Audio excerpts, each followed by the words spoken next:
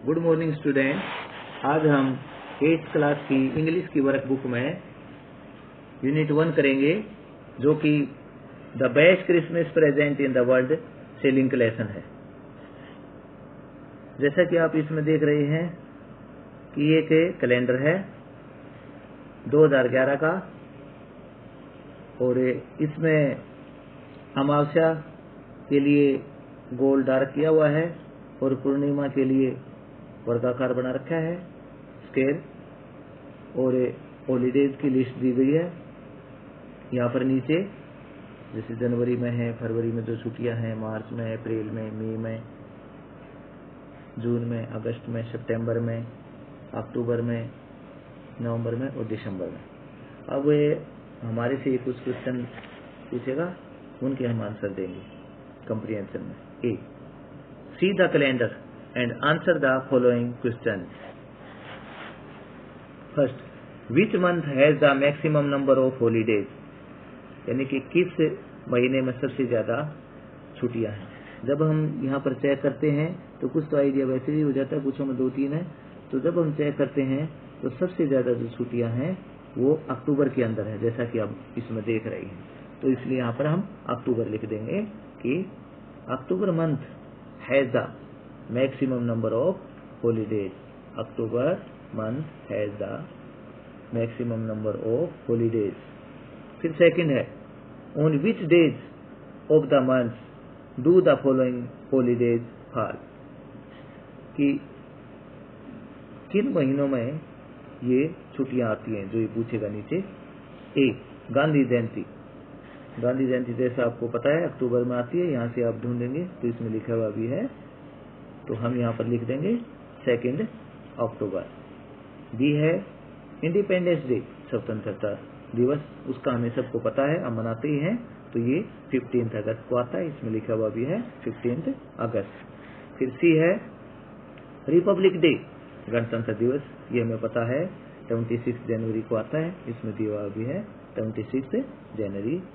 फिर डी है गुरु नानक बर्थडे, गुरु नानक जी का जन्मदिन, ये हम इसमें देख रहे हैं 10 नवंबर, 10 नवंबर को आता है। थर्ड क्वेश्चन है दिवाली विल बी सेलिब्रेटेड, फिर ब्लैंक दिया हुआ है खालिस्तान, डेज आफ्टर दशहरा, कि दिवाली दशहरे के कितने दिनों के बाद मनाई जाएगी। तो ये यहाँ पर देखते हैं हम, वो 20 डेज का डिफरेंस है, वैसे भी हमें पता है, जैसे कि यहाँ 6 को दशहरा है और 26 को दिवाली है, वैसे भी हमें पता है Diwali will be celebrated 20 days after Dussehra. Question 4, which months have full moon on consecutive days, कि किन महीनों में जो पूर्ण चांद है वो लगातार दिनों को आता है, कि उसी डेट को, यानी कि एक महीने में जिस डेट में आया, लगातार दूसरे महीने में उसी डेट को आया, वो कौन से महीने हैं। तो हम जब इसमें चेक करते हैं तो वो 2 महीने जून और जुलाई हैं, दोनों के अंदर ही सेम उसको आता है, जैसे यहाँ भी 1 तारीख को जून में भी और जुलाई में भी। तो हम लिख देंगे June and July months have full moon on consecutive days. Fifth है which holidays festival fall on amavasya, कि कौन से त्योहार, कौन सी छुट्टियां, कौन से त्योहार अमावस्या को आते हैं। तो इनमें से हम देख रहे हैं सिर्फ एक दिवाली है, तो हम लिख देंगे दिवाली फेस्टिवल फॉल ऑन अमावस्या, क्योंकि जो जिस तारीख को दिवाली है 26 को अक्टूबर को, यहाँ पर आप देख सकते हैं कि वो जो ये गोल सर्कल बना हुआ है ये अमावस्या के लिए, तो यहाँ पर अमावस्या है। दिवाली फेस्टिवल फॉल ऑन अमावस्या। अब हम नेक्स्ट पेज पर आते हैं, वर्किंग विद लैंग्वेज, यानी लैंग्वेज के साथ काम करना, ग्रामर वगैरह सब कुछ इसमें आ जाता है। वोकेबुलरी, यानी हमारा जो शब्दकोश है उसको स्ट्रॉन्ग करने के लिए। Match words from the text with their meanings, कि जो वर्ड दिए हुए हैं उनको, उनके जो मीनिंग है उनके साथ मैच करना। जैसे एक वर्ड है फिर उसका क्या मीनिंग वो दे रखा है, तो यहाँ मैच करेंगे। पहला है जैसे गैराज, गैराज होता है जहाँ पर कार वगैरह होती हैं, रिपेयर की जाती हैं, वो गैराज होता है। तो इसके लिए बी आएगा, ये बी के साथ मैच होगा। A place where you can get your car repair, एक स्थान जहाँ पर कि आप अपनी कार आदि को ठीक करवा सकते हो, रख भी सकते हो। सेकेंड है ब्रूट। ब्रूट का अर्थ होता है जो कोई हिंसक हो, साथ में बेरुखा भी करे, वो ब्रूट होता है। तो इसके साथ ब्रूट के साथ आएगा violent and rough, violent and rough. Third है ऑर्केस्ट्रा। ऑर्केस्ट्रा ऐसे लोगों का समूह होता है जो म्यूजिशियंस होते हैं और विभिन्न तरह के इंस्ट्रूमेंट को वो बजाते हैं। तो इसलिए इसके साथ ये आया ऑर्केस्ट्रा के साथ। Large group of musician who play A variety of instrument.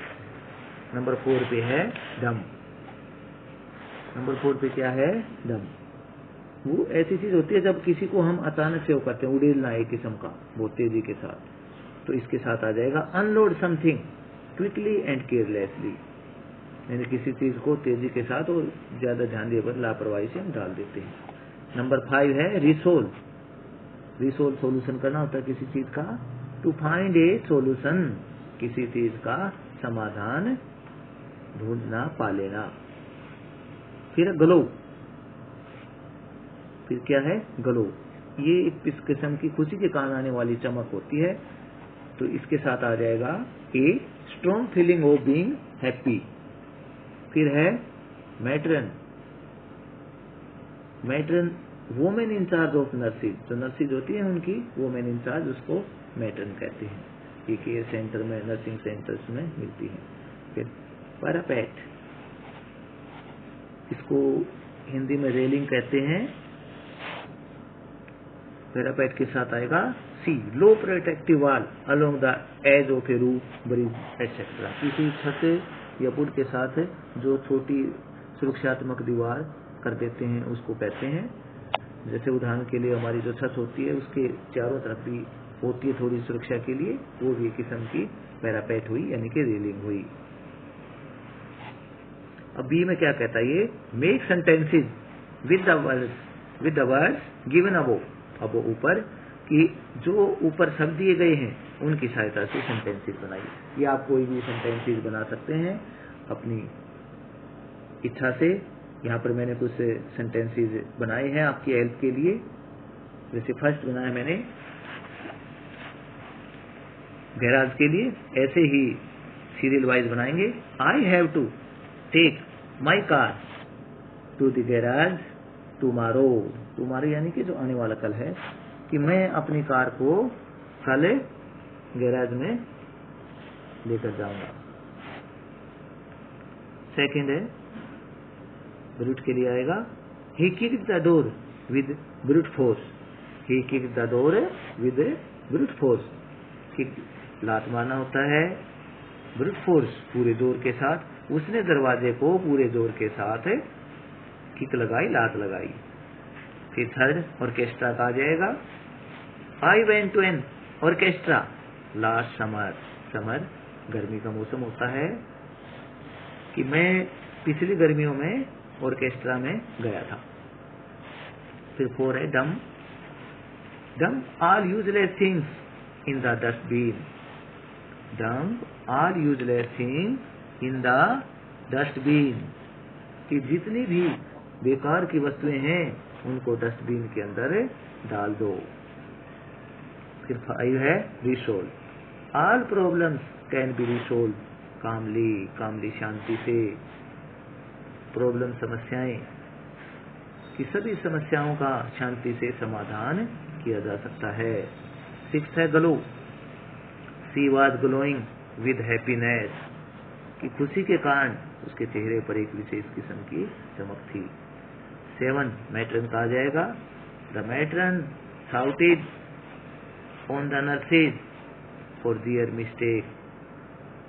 Shouted चिल्लाना, मिस्टेक गलती, कि जो मैट्रन थी वो नर्सों के ऊपर उनकी गलती के कारण चिल्ला रही थी।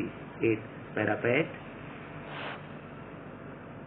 The parrot was sitting on the parapet of the balcony, कि जो पैरेट था बालकोनी के रेलिंग के ऊपर बैठा हुआ था।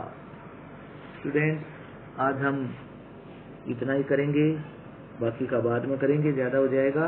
आप इसको कोशिश ये करना कि जो सेंटेंसेस हैं इनको जो का तो उतारने की बजाय हो सके तो अपने सेंटेंसेस बनाने की कोशिश करना, और ये जो कैलेंडर है इसको ध्यान से पढ़ना, समझना और समझने की कोशिश करना, वैसे रटा लगाने की बजाय, और इसको लिखना और याद करना। धन्यवाद।